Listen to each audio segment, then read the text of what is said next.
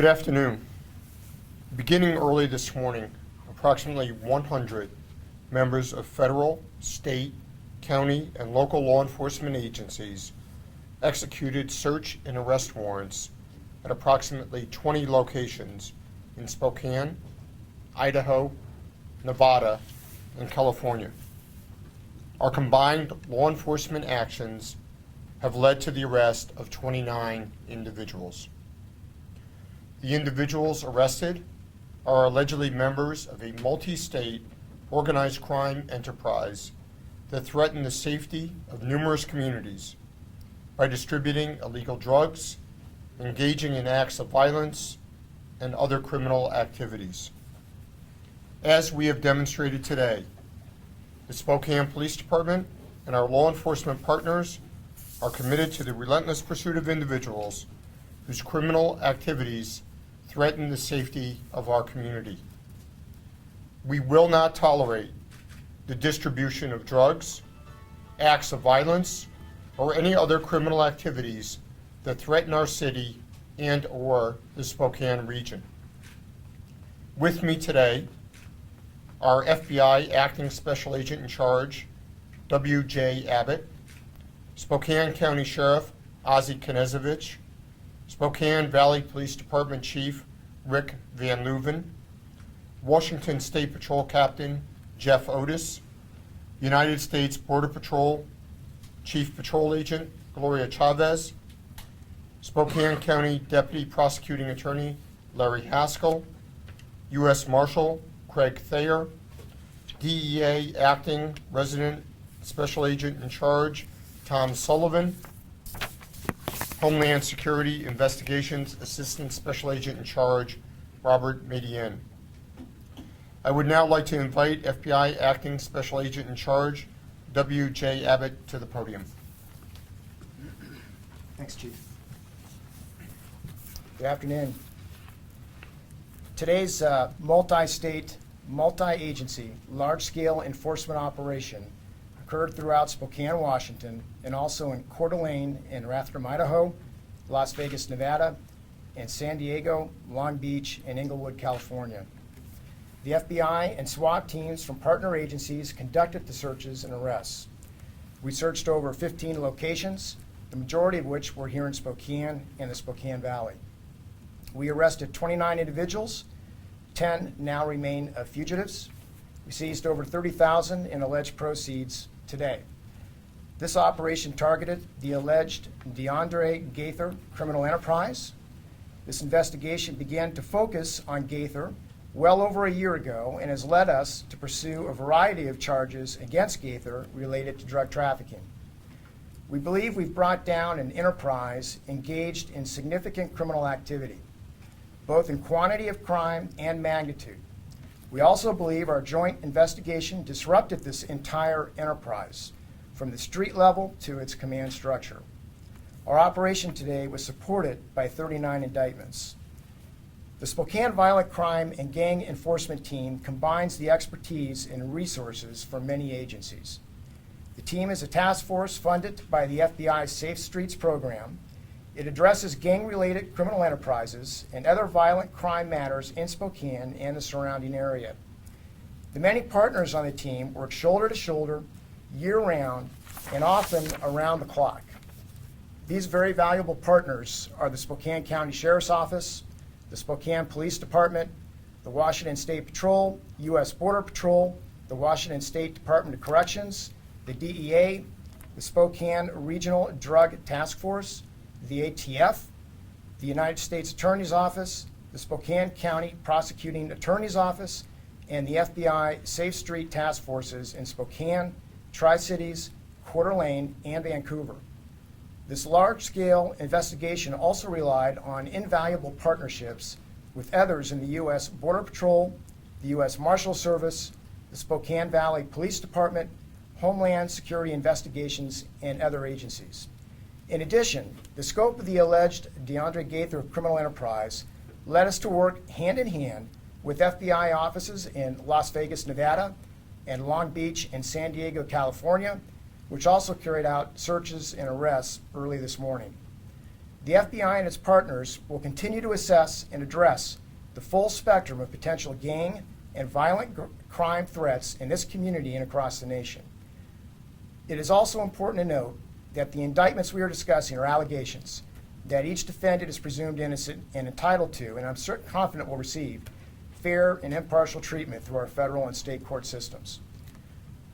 Most importantly, the public can join us in our effort to protect American communities by being vigilant and in recognizing and reporting suspected gang activity to local law enforcement authorities. Sheriff?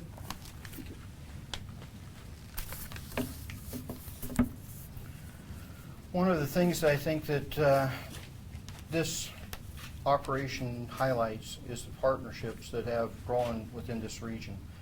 In 2006, when we started talking about putting together the Violent Crime and Gang Task Force, we brought a lot of people to the table, and we have done a lot of great work with those units. This is the 5th such large-scale operation. These operations are some of the largest law enforcement operations in eastern Washington history. What does that really mean to you, the citizen of Spokane County, Spokane City, Spokane Valley? Well, for those of you who live in the unincorporated areas of Spokane County, this partnership has decreased the violent crime level in our county by 56% in the unincorporated areas. In the valley, by 24%. When you combine both the valley and the unincorporated area together, it's a 43% decrease in violent crime since 2007. That's impressive work, and the men and women of these task forces deserve a real round of applause from the people that they work for and from you, the citizen. I really believe that this unit has made our community safer and will continue to make our community much safer as they go forward, removing these influences from our neighborhoods. The Violent Crime and Gang Task Force is responsible for removing many head-level operators out of these particular crime enterprises. We'll take any questions that you might have regarding the operation. Can you give the name of that Gaither guy again? It's DEANDRE GAITHER, and you should have some printed material that references his name and provides the appropriate spelling. I won't try it here.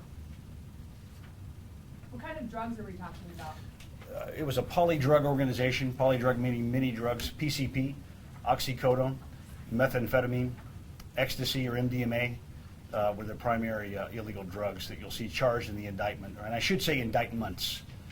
There are several indictments that comprise the 39 subjects that have been charged federally.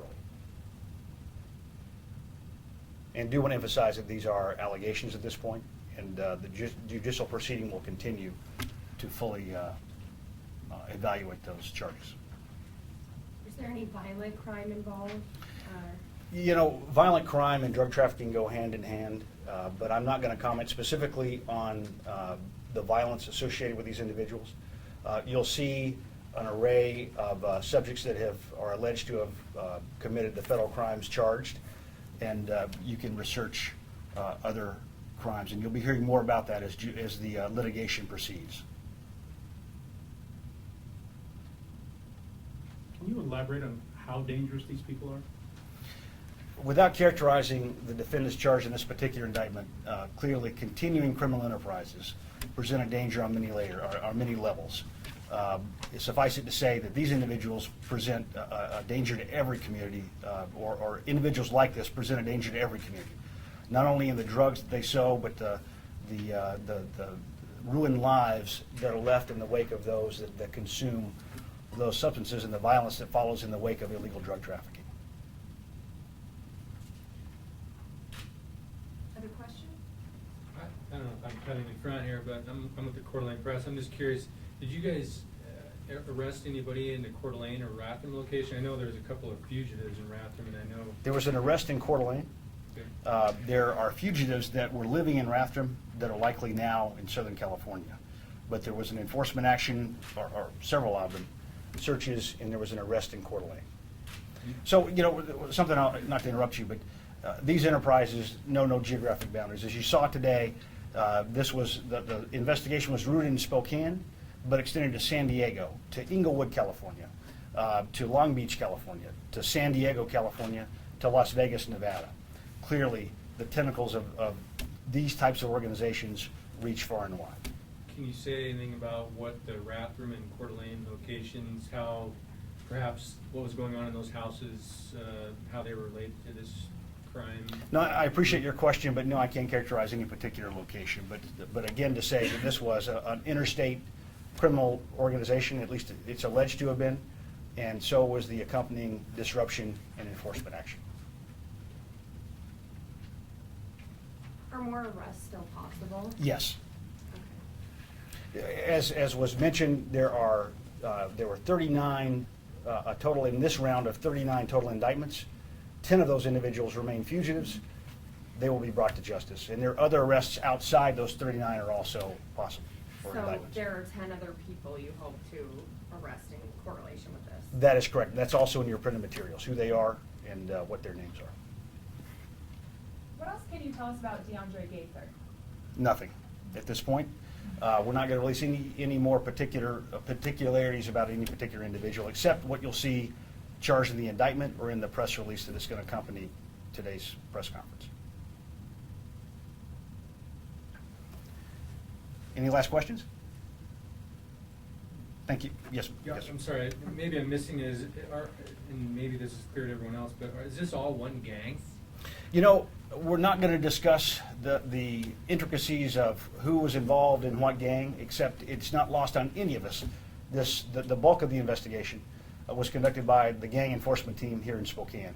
But the actual gang affiliations of the individuals, that'll be the subject of future litigation, and they deserve their day in court.